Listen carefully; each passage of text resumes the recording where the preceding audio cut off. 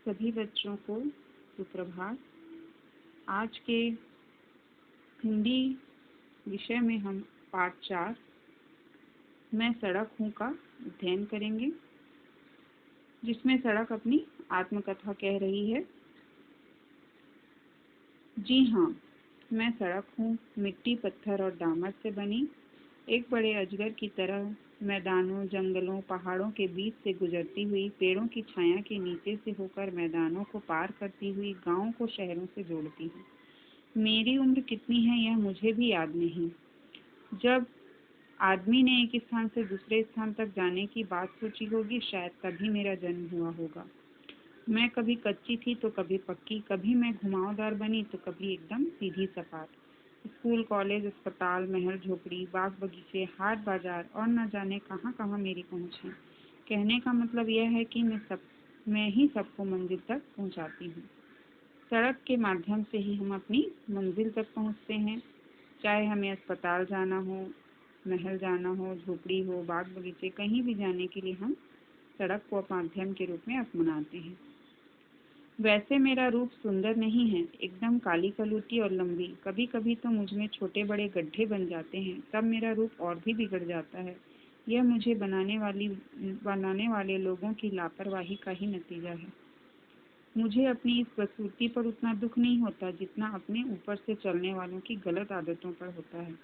कभी कभी तो ऐसी दुर्घटना हो जाती है कि लोगों की मौत तक हो जाती है। तब मुझे दुख होता है, क्योंकि मैं उनकी कोई मदद नहीं कर पाती। कभी कभी मेरे इन दुखदाई गड्ढों को भर दिया जाता है किसी फटे हुए कपड़े में लगी थेगड़ी या पैबंद की तरह। वह मुझे तो अच्छा नहीं लगता, पर इससे चलने वालों की सुविधा हो जाती है, इसी से मुझे संतोष होता है। सड़कों पर छोटे बड़े गड्ढे हो जाना और उनकी मरम्मत समय समय पर होना आवश्यक होता है।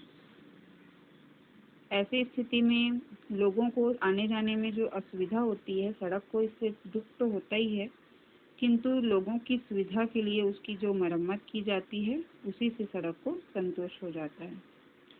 ओह, ये ढेर सारा कूड़ा करकट किसने फेंका मेरे ऊपर, कितना बिगाड़ दिया मेरा रूप। अरे अरे, मेरे ऊपर तो उस आदमी ने थूक ही दिया। देखो तो, केले का छिलका खाकर मेरी छाती पर फेंक दिया। तमीज नहीं है लोगों में, मन चाहे जहाँ थूक देते हैं, हर कहीं छिलके फेंक देते हैं।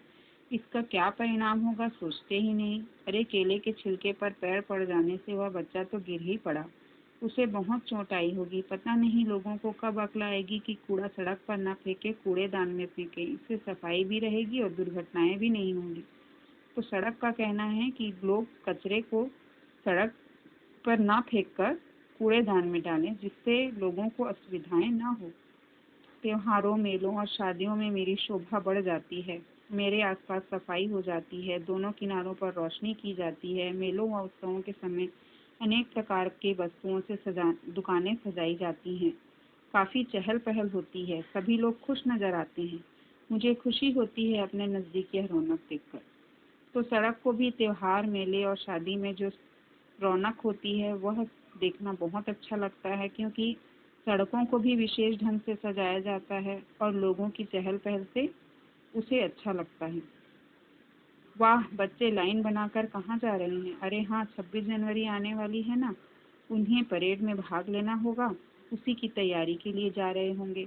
जब ये छोटे छोटे बच्चे साफ सुथरी पोशाक में कदम से कदम मिलाकर चलते हैं, तब मुझे बहुत अच्छा लगता है। ये बच्चे देश के नागरिक बनेंगे, मुझे इन्हीं से आशा है। मेरे बाजू में खड़े इन हरे भरे पेड़ों की छाया मुझे बहुत अच्छी लगती है। गर्मी के दिनों में पैदल चलने वालों को भी इनकी छाया में आराम मिलता है। आम जामुन तो अपने फलों के से लोगों को आनंद देते हैं। बच्चे तो इनकी ओर दौड़े चले आते हैं, खेलते कूदते, आपस में बांटकर फलों का स्वाद लेते हुए। बच्चों को देखकर मुझे बहुत कितनी खुशी होती है, क्या बताऊं। तो बच्चों को देखकर सड़क को भी बहुत खुशी होती है, जैसे कि 26 जनवरी की परेड करना सड़क पर, उनके द्वारा ये सभी कार्यक्रम करते देख सड़क बहुत खुश होती है। और अपने आसपास खेलते कूदते बच्चों को भी देखकर सड़क को बहुत खुशी होती है। गांव के पास से होकर गुजरते समय मैं स्वयं उनकी सुंदरता का हिस्सा बन जाती हूँ। विभिन्न ऋतुओं में तरह तरह की फसलों से हरे भरे खेत बहुत ही सुंदर लगते हैं। गाय भैंस और बैलों के झुंड जब मेरे ऊपर से गुजरते हैं तो मैं अपना दुख दर्द भूल जाती हूँ। मैंने तो सभी तरह के लोगों को उनकी मंजिल तक पहुँचाया है। कभी कुछ हरे थके हारे धीमे कदमों की आहट मैंने सुनी है, तो कभी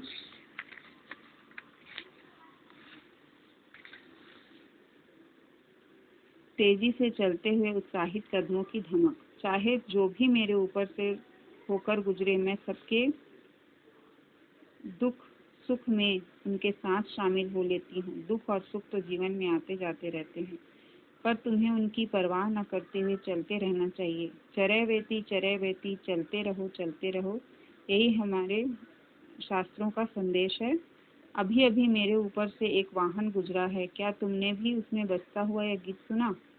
दुख जाना नहीं तू कहीं हार के, कांटों पे चल के मिलेंगे साए बहार के।